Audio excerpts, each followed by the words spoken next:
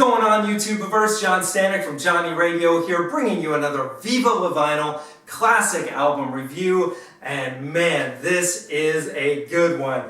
Pink Floyd's masterpiece, Dark Side of the Moon from 1973, one of the best records of all time. This is my personal favorite Pink Floyd record, and that's really saying something because you got Wish You Were Here, you got The Wall, you got Animals, Metal, everything from that 70s era is just classic, but this beats them all. And I mean, it is their most popular record. I believe it stands as the #3 best-selling album of all time. It also spent over 700 consecutive weeks on the charts, which is just insane, and for good reason, because this, not just musically, but thematically, resonates with so many people. Whether you're a fan of rock and roll music or not, this is has a little bit of everything. You got prog rock, you got alternative, you got some jazz, you got some blues in the mix, and I'm going to get to the music in a minute, but when I say thematically, it means a lot to a lot of people. This, I think, is the best concept album that Pink Floyd did, and that's also saying something because I mentioned The Wall. The Wall is probably better known as a concept album because it follows a linear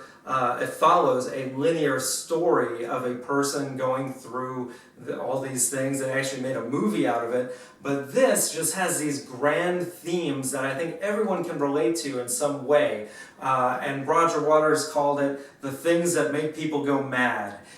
Time, money, religion, war, actually losing your mind with brain damage. All these things are in this album, packed into these 9 songs, several of which are some of the song titles, Time and Money, most notably.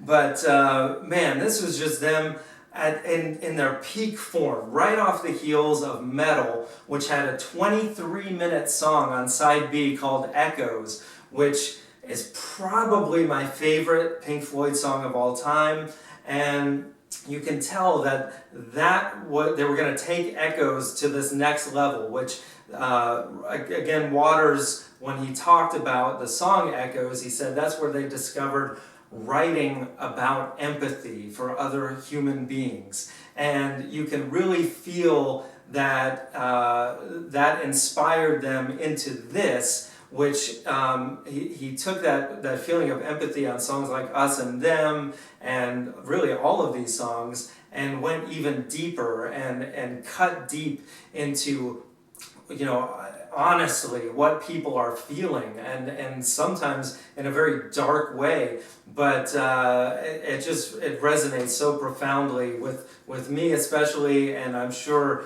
most of you, if you've heard this record. If you haven't, you need to go out and listen to it right now. It is just an incredible piece of music that all these songs flow into each other so perfectly. I love the way it starts with just a heartbeat, and you have to turn it up because you're like, wait, is something happening? I'm not quite. And then you hear the heartbeat build up, and then you start to hear these voices that they recorded of all these friends of theirs that came in the studio asking them questions, all these deep questions about life.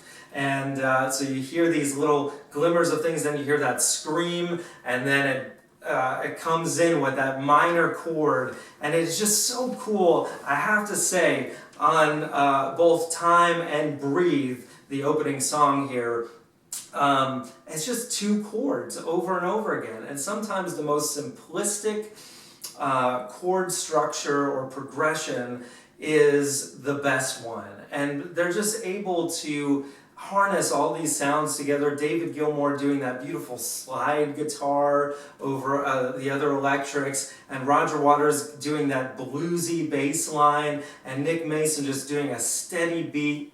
Of course, Richard Wright just throughout this record, brilliant keys throughout, whether it's on the organ or piano. And I just love the opening phrase, breathe in the air, don't be afraid to care. It's like, yes, live life to the fullest. And then later he talks on the darker side of things, run, rabbit, run, dig that hole against the sun. And when at last the work is done, don't look down, it's time to dig another one. Just the truths of life You can't you can't hide your head under the sun. You got to keep working, and it's kind of a double-edged sword. It's like it's the bittersweet of life, and it's unavoidable, and it's the lyrics are so clear and blatant and in your face that they really do hit you in the gut sometimes. And I just love this song. And then it goes straight into On the Run, which is just an instrumental. The first time I heard this record, I was kind of like, well, is this a throwaway track? I remember when I was younger, I wasn't used to instrumental interludes that much.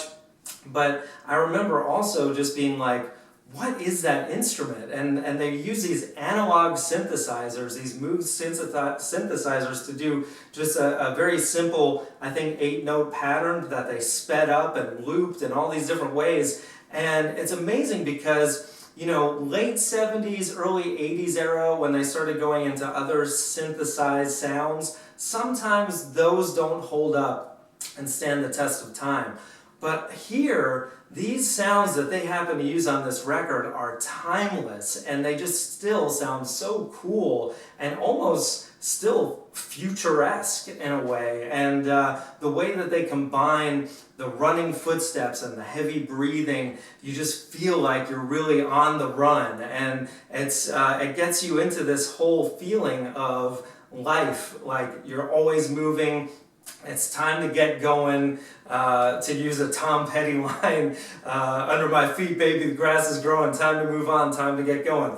And it's, and then it culminates with this loud sound effect of a plane crashing and an explosion, and then you hear these little chimes, and then you're into time, and it comes in with all those chiming sounds that this is so cool how, this record, 1973, people, this was recorded no digital, all analog in the studio with tape, reel to reel. So they had to perform like an actual performance, hitting all these bells and chimes and things to make it sound like all these clocks going off. And that to me is just so cool, and it sounds awesome.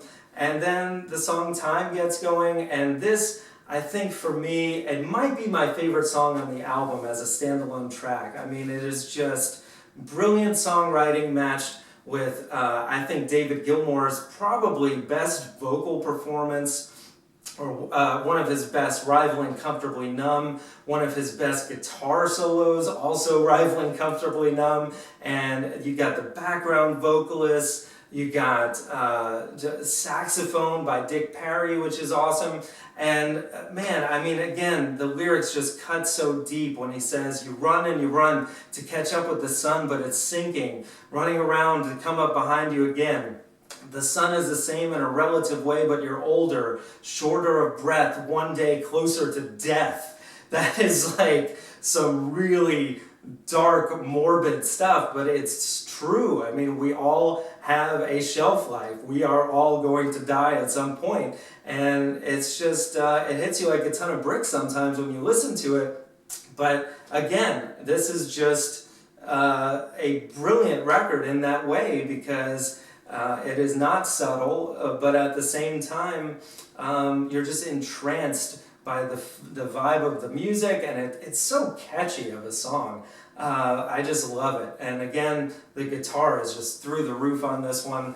Love it, love it, love it. So then you go from here into the great Gig in the Sky, which is another instrumental track, and this really shows off Richard Wright's piano. Just the chords that he plays on this song are beautiful, and then it builds into this amazing crescendo with the female vocal. I wrote down her name because I knew I would forget it, and sure enough I did, but her name is Claire Torrey, and her vocal on this is just one of the most amazing, mesmerizing things ever put to record, and she's not saying a word, she's just making sounds, and it's very operatic in that way, but it goes beyond that. It's like you feel all these different emotions, and this is the song that they wanted to kind of relate to religion, and they do it without speaking a word, which was a smart move because that can be a little tricky, politically to pull that kind of thing off. So brilliant. And then you got the one little pause in the because everything else is just a seamless transition, but then you hear ka-ching, and then we're into money. And let me just stop here before I talk about money and mention, if you haven't heard of this, it's a real thing, and it is actually very cool to do. If you look this up, Google it, Dark Side of the Moon, Wizard of Oz. And if you start this record right around when the MGM lion comes up in Wizard of Oz, there's so many things that happen to hit at just the right time, like when the clocks go off. I think the Wicked Witch of the West comes in on her bike right at that second, and all these really weird, obviously Pink Floyd did not plan it this way, or so they claim, but it's just really interesting how some of these things actually do match up perfectly. And the biggest one is right when the money ka-ching thing goes off, that's when Dorothy opens the door and it goes from black and white into color. And it's really a fun thing to do. If you've never done it, I recommend doing it. So, Money, what a cool song. This is just an amazing blues rock song, and it's actually the bass line, which was written by Roger Waters, is in 7/8 time. You can, if you listen to it, you feel like something is a little off if you're trying to tap your foot to it. And what's brilliant is, in the middle of the song, when they just go nuts with the guitar solos and the saxophone solos, it goes back into 4/4 time, and then it goes back from there into 7/8 again. So it's really a workout for Nick Mason on the drums, and a testament to his ability as a drummer. He's just a madman on this thing, especially when it goes in that 4/4 time. It's just, he propels it. And again, brilliant songwriting from Roger Waters, talking about the evils of, here he makes it sound just like money is evil, but it's really the love of money that is the root of all evil. And it's just, again, just so in your face, the songwriting, and works perfectly for this song. So then it goes into another instrumental, Any Color You Like. And then we got, that's after the next song, which is Us and Them. Just another classic. I mean, every single song on here, whether they're going in and out of each other on this record or not, are just so strong on their own merit. And Us and Them is the one that is basically about war, but I mean, really deeper than that. It's going back to that empathy. It's about, we're really all the same as people, so why do we fight?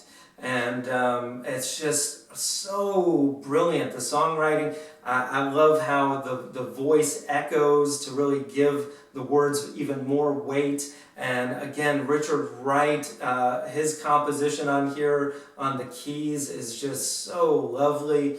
Everything about this song is amazing. And then there's the build with the vocals and the sax and the guitars.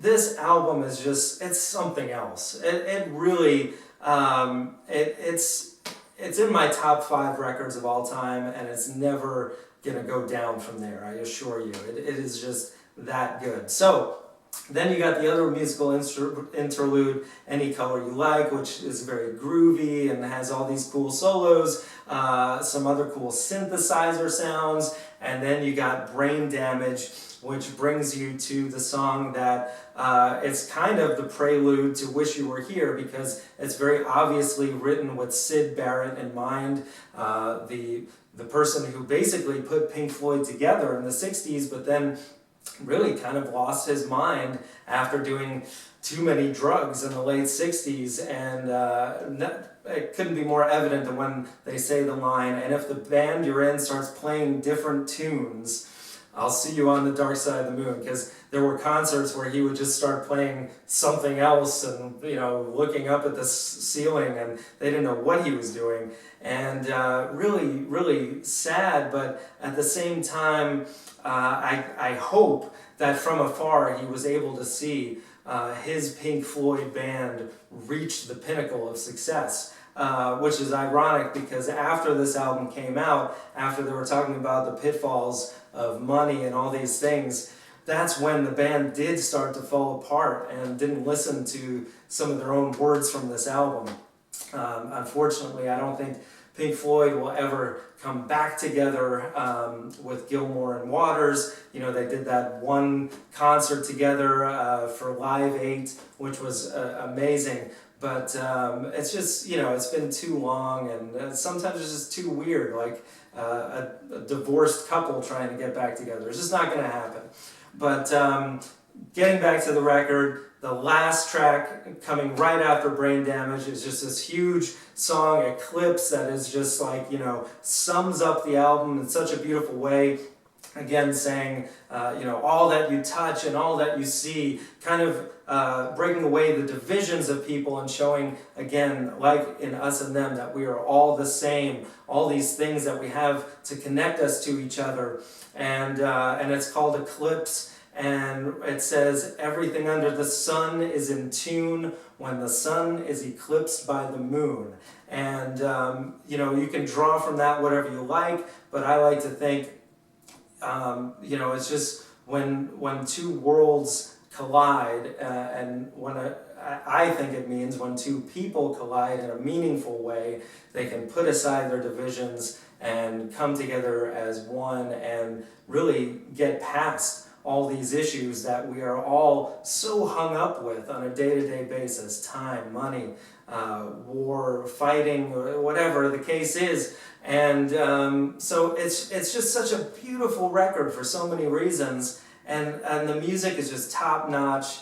I could go on and on and on about this, but guys, Pink Floyd, Dark Side of the Moon, if you've never heard this record, go do so now. Of course, I give this a 10 out of 10. It is an A+ album. Let me know what you would give this as a ranking, and let me know what you think. Let me know if I missed anything. I tried to throw all my thoughts out here, every single thing I've ever thought about this record, and I'm sure I'm still missing some stuff. But guys, thank you so much for watching. I really appreciate it. If you like this, please click like, please subscribe, all that jazz, and as always, Viva La Vinyl. So guys, I really appreciate you checking out this video. Please check out some of my other related content. You can see that here. And please, if you like this, subscribe by clicking the globe in the middle of these two videos. I would really appreciate it. I have tons more content coming. Thank you so much for watching, and I will see you guys soon.